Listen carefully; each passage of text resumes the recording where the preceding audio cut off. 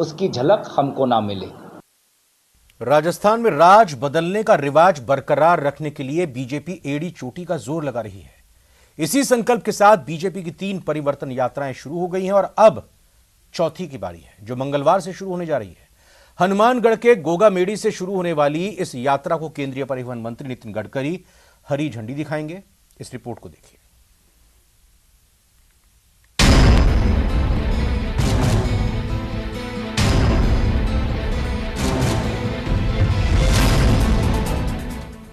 भीषण हुआ राजस्थान का रण।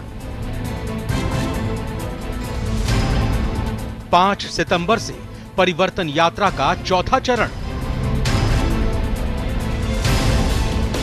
हनुमानगढ़ के गोगामेड़ी से कांग्रेस को ललकार। केंद्रीय मंत्री नितिन गडकरी भरेंगे हुंकार।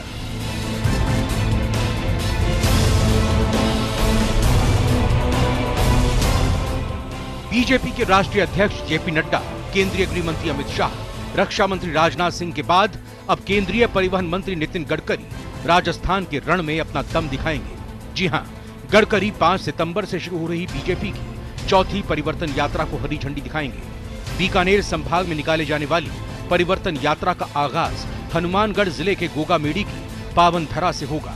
मिली जानकारी के मुताबिक 5 सितंबर को केंद्रीय परिवहन मंत्री नितिन गडकरी, पूर्व मुख्यमंत्री वसुंधरा राजे और बीजेपी प्रदेश अध्यक्ष सीपी जोशी परिवर्तन यात्रा को हरी झंडी दिखाकर रवाना करेंगे। संवाददाता से मिली जानकारी के मुताबिक 18 दिनों तक चलने वाली यह यात्रा 50 विधानसभा क्षेत्रों को कवर करेगी।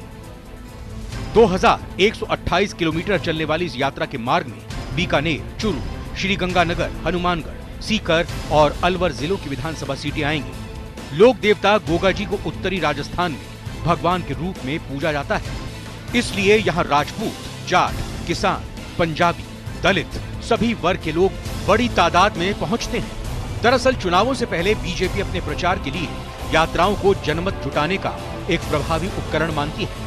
2002 में जब वसुंधरा राजे राजस्थान बीजेपी के अध्यक्ष बनकर आईं, तब उन्होंने परिवर्तन यात्रा के जरिए ही बीजेपी के पक्ष में जबरदस्त माहौल बनाया था, जिसके फलस्वरूप 2003 के चुनावों में बीजेपी को पहली बार 120 सीटों के साथ बहुमत मिला था और वसुंधरा राजे की सरकार बनी थी। लेकिन 2008 के विधानसभा चुनाव में बीजेपी दोबारा सत्ता में नहीं लौटी। हालांकि कांग्रेस को भी स्पष्ट बहुमत नहीं मिला। 2008 के विधानसभा चुनाव में कांग्रेस बहुमत से 4 सीटें पीछे रह गई। अस्थिरता को रोकने के लिए कांग्रेस ने अशोक गहलोत पर भरोसा किया और उन्होंने जरूरी समर्थन प्राप्त कर दूसरी बार मुख्यमंत्री पद की शपथ ली। कुल 200 सीटों में से कांग्रेस ने 96 सीटें जीती थी, जबकि भाजपा 78 सीटें जीतने में सफल रही। 2013 के विधानसभा चुनाव में बीजेपी ने एक बार फिर वसुंधरा राजे पर भरोसा किया और उन्होंने जनमत जुटाने के लिए जन यात्रा पर विश्वास जताया। बीजेपी ने इस बार सुराज संकल्प यात्रा निकाली। इस यात्रा ने बीजेपी को बम्पर परिणाम दिए। बीजेपी को 200 में से 163 स्थानों पर विजय मिली और प्रचंड बहुमत के साथ उसकी सत्ता में वापसी हुई। 2018 के विधानसभा चुनाव में भी बीजेपी ने वसुंधरा राजे के नेतृत्व में जनता को फिर से अपनी ओर करने के लिए यात्रा निकाली। नाम दिया विकास यात्रा और दावा किया कि राज्य सरकार राजस्थान के समग्र विकास के लिए प्रतिबद्ध है। लेकिन परिवर्तन का मन बना चुकी प्रदेश की जनता ने बीजेपी के दावे को नकार दिया और कांग्रेस की सरकार बनवा दी।